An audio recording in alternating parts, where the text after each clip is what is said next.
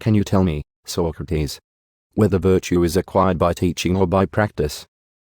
Or does virtue come to man by nature? Or something else? I'd love to, Meno. But I don't even know what virtue is. So maybe you can help me. What is virtue exactly? That is an easy question. Virtue, for a man, is being successful in society. Virtue for a woman is managing her household well. And there are different virtues for slaves, and for children. Virtue varies according to one's sex, age, and position in life. Okay, but I want to know what virtue itself is. I don't just want examples of virtue.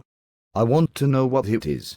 What do you think all these examples of virtue have in common? Well, if you put the question that way, I would say that virtue is the desire for and the ability to attain what is good. But having evil is misery, isn't it? Yeah. But no one wants to be miserable. Right. And good is the opposite of evil. Sure, it is. And misery is the opposite of happiness. And everyone desires happiness.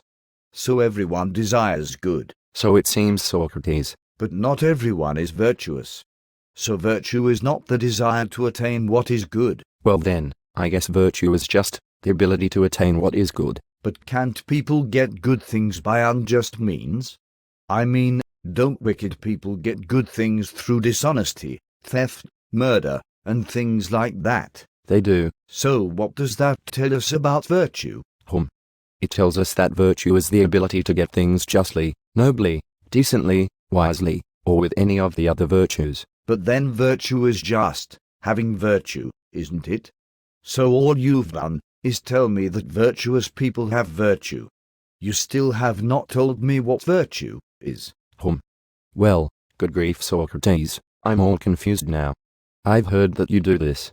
You take away a guy's knowledge of something and make him really, really confused. Now you've done it to me. Well, now you know what it's like to be me. I'm always confused myself. But let's keep searching for the truth, you and me. Now that we both know that we both don't know what virtue is, let's keep up the inquiry into virtue. But how will you inquire, Socrates, into that which you do not know? What is it you are inquiring into? And how will you ever recognize the truth about it when you find it? Meno, you are raising quite a paradox. You argue that we cannot seek knowledge about something we don't know, for we need to know something about it in order to know how to find it. Yeah, that's it. That's a real problem. And, in general, learning seems impossible, and so seeking knowledge seems futile. For either I know a thing or I don't know it. If I do know it, then I can't learn it, because I already know it. If I don't know it, then I can't learn it, because I don't know what it is I'm looking for knowledge about. Well, how about it, Socrates? How can you solve this problem? What good is it looking for knowledge about virtue with you when looking for knowledge can never succeed? Well, I don't think the argument is sound. I think we can still hope to get some benefit from looking for knowledge. How? I have heard things. Divine things. What sort of divine things? Things said by priests, and priestesses, and poets. What did they say? They say 3 things. First, they say that our souls are immortal. Second, they say that after we die we are reborn into a new life. Third, they say that the soul, since it has been born again many times, knows all things of this world and the next. Okay. This means that what we call learning is just recollection of what we already know. So it is possible to discover knowledge about virtue. We just have to find a way to remember it. Socrates, do you really believe all that? I cannot be certain, but I think it, or something like it, is likely to be true. At any rate, it is certainly a more useful idea than your idea that we can't obtain knowledge. This idea inspires us to seek for the truth.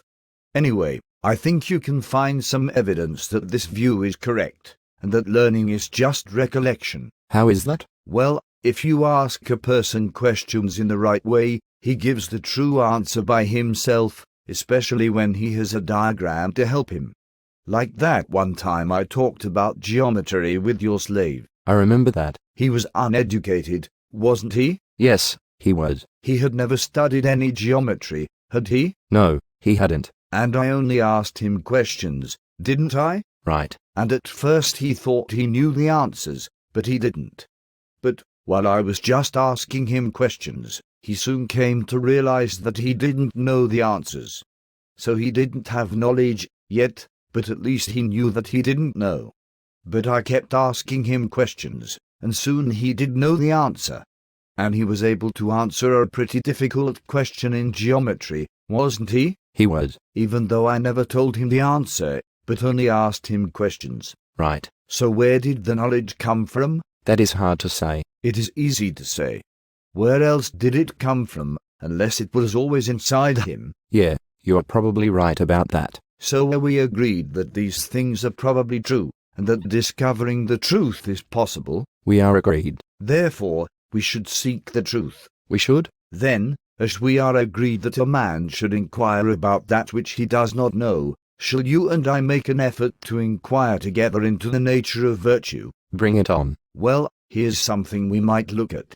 I have always been attracted to the idea that virtue is knowledge. Okay. But if virtue is knowledge, then it is teachable, isn't it? It must be. But if virtue is teachable, then wouldn't the most virtuous men of Athens have taught it to their sons? Yeah. They would. Only they have not. You know, I can think of a number of good Athenian men who had sons who were not virtuous. Like Themistocles. And Pericles, too. Right. So if virtue can be taught, then they would have taught it to their sons. So virtue cannot be taught. So it isn't knowledge after all. Well, then, if it isn't knowledge, then what is it? And how did anyone get to be virtuous in the first place? I mean, there are virtuous people, aren't there? Well, maybe virtue isn't knowledge of the right way to live. But that does not mean a virtuous person does not have a true belief about the right way to live. What do you mean? I mean that knowledge isn't the same thing as true belief. Whatever I know is a true belief of mine, but not all true beliefs are knowledge. Why not? Because knowing is having a true belief, which is based on reason. Okay. But it seems to me that true belief is just as useful as knowledge. It is enough to live on. So why do we want knowledge anyway? A true belief may be just as useful as a piece of knowledge, but how can I be sure I will have true belief in the future if I don't have any knowledge? So true belief is more stable when it is knowledge. It is more reliable. Right. That's what I think, anyway. Okay, so if virtue isn't knowledge, and some people have it, then they have true beliefs about what is the right way to live. But their true beliefs aren't supported by reason. That's why they don't know how to teach virtue. They don't really know what it is. Where did they get their true beliefs from then? From the gods. That would be my guess, at any rate. You're probably right about that, Socrates. But what if there was someone who had knowledge of virtue? Then that person's virtue would be of a purer form than any virtue known to us.